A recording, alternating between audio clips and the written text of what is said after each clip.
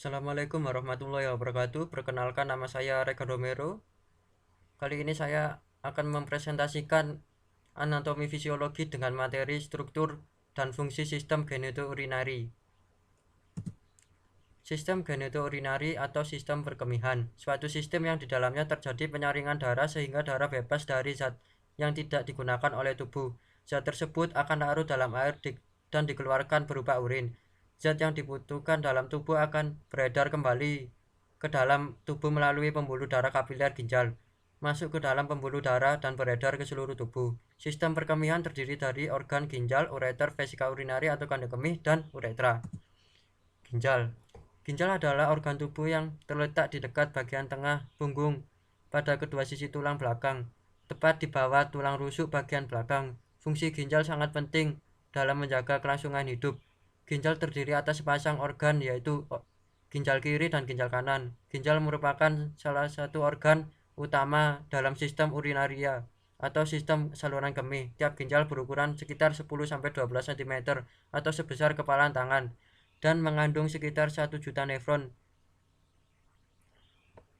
yaitu saringan darah yang sangat kecil. Terdapat berbagai fungsi ginjal yang memiliki peranan penting bagi kesehatan tubuh. Ginjal berbentuk mirip kacang merah dan terletak di dalam punggung. Ukuran ginjal orang dewasa normal kira-kira sebesar kepalan tangan dengan berat kurang lebih 135-170 gram. Ginjal berfungsi untuk menyaring darah dan mengeluarkan limbah dan racun. Organ ini juga berperan penting dalam menjaga keseimbangan asam basa darah, mengatur jumlah cairan dan elektrolit dalam tubuh, menghasilkan sel darah merah, mengendalikan tekanan darah, serta memelihara kekuatan tulang. Struktur ginjal. Korteks ginjal. Korteks ginjal atau korteks renalis merupakan bagian ginjal yang paling luar. Bagian ini dikelilingi oleh lapisan jaringan lemak yang berfungsi untuk melindungi bagian dalam ginjal. Medula ginjal. Bagian ini merupakan jaringan halus yang terdapat di dalam ginjal. Struktur medula terdiri atas piramida ginjal yang meliputi nefron dan tubulus, serta saluran medula. Tubulus berfungsi untuk mengangkut cairan tubuh dan darah menuju ginjal. Pelvis ginjal. Pelvis ginjal merupakan bagian ginjal yang terletak di lapisan paling dalam. Bagian ginjal ini berbentuk seperti corong yang berfungsi sebagai saluran yang menghubungkan ginjal dan kandung kemih. Pada pelvis ginjal terdapat bagian yang disebut kalises atau kaliks ginjal. Bagian ini berfungsi untuk mengumpulkan cairan tubuh sebelum disalurkan ke kandung kemih. Kelebihan sisa cairan tubuh, racun, dan limbah yang tidak dipergunakan tubuh akan terkumpul menjadi urin di bagian nefron lalu dialirkan menuju kaliks ginjal. Urin ini kemudian akan dibuang melalui pelvis ginjal yang disebut hilum. Pada bagian ini ginjal terhubung ke kandung kemih melalui saluran ureter. Saluran inilah yang membawa urin untuk ditampung di kandung kemih untuk kemudian dibuang keluar dari tubuh. Struktur ginjal selanjutnya adalah nefron. Selain ketiga bagian di atas, bagian penting lain dari ginjal adalah nefron. Nefron terletak di sepanjang korteks hingga medula. Bagian ini berfungsi untuk mengambil nutrisi dan cairan di dalam darah agar tidak terbuang, serta menyaring dan membuang limbah hasil metabolisme serta racun di dalam darah agar tidak menumpuk di dalam tubuh. Nefron bagian terkecil ginjal, namun jumlahnya sangat banyak. Setiap ginjal memiliki sekitar 1 juta nefron dan masing-masing memiliki struktur internalnya sendiri yang meliputi korpus renalis atau badan Malpighi.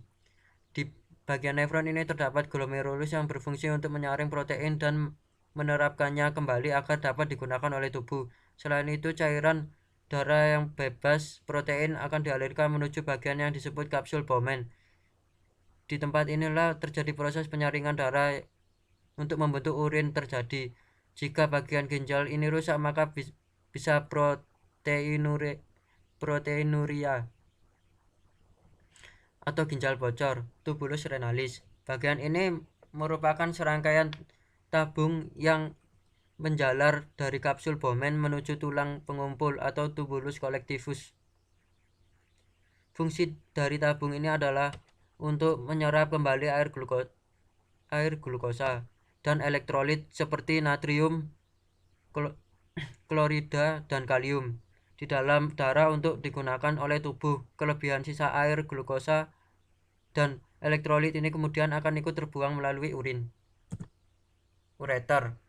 Ureter berfungsi untuk mengalirkan urin dari masing-masing ginjal untuk ditampung ke kandung kemih. Ureter memiliki ukuran yang panjangnya sekitar 20-30 cm dengan diameter rata-rata 0,5 cm dan diameter maksimal kira-kira 1,7 cm yang berada di dekat kandung kemih. Berdasarkan letaknya, ureter ini terbagi menjadi dua, yaitu ureter abdominalis yang letaknya berada di dalam rongga abdomen dan ureter pars pelvis yang letaknya berada di dalam rongga pelvis. Ureter ini memiliki 3 lapisan dinding yang terdiri dari jaringan ikat atau disebut juga jaringan fibrosa. Pada lapisan luar otot polos sirkuler dan longitudinal pada lapisan tengah serta sel-sel transisional pada lapisan mukosa sebelah dalam. Pada pria, ureter di dalam visura seminalis atas yang disilangi dengan ductus deferens serta dikelilingi oleh plexus vesicalis. Ureter ini juga berjalan oblik sepanjang 2 cm yang berada di dalam dinding kandung kemih pada sudut lateral trigonum vesica.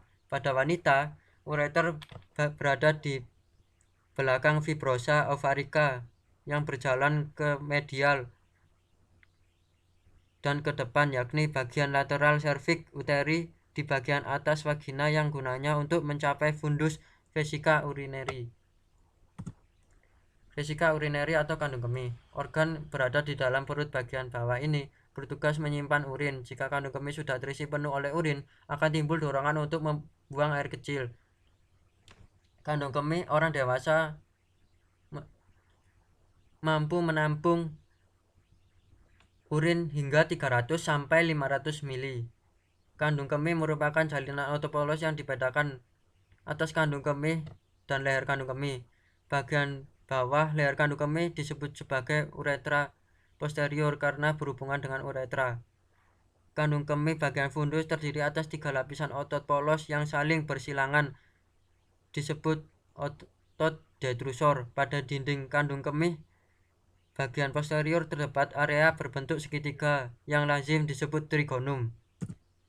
Fungsi kandung kemih. Kandung kemih manusia mempunyai 2 fungsi utama, yaitu penampungan dan pengosongan urin secara fisiologis pada proses berkemih. Terdapat 4 syarat yang harus terpenuhi agar berlangsung normal, yakni 1. Kapasitas kandung kemih yang adekuat, 2. Pengosongan kandung kemih yang sempurna, 3. Berlangsung dalam kontrol yang baik, 4. Setiap pengisian dan pengosongan kandung kemih tidak berakibat buruk terhadap saluran kemih bagian atas dan ginjal. Uretra. Uretra merupakan tabung yang menyalurkan urin keluar dari buli-buli melalui proses miksi. Secara anatomis uretra dibagi menjadi 2 bagian, yaitu uretra posterior dan uretra anterior.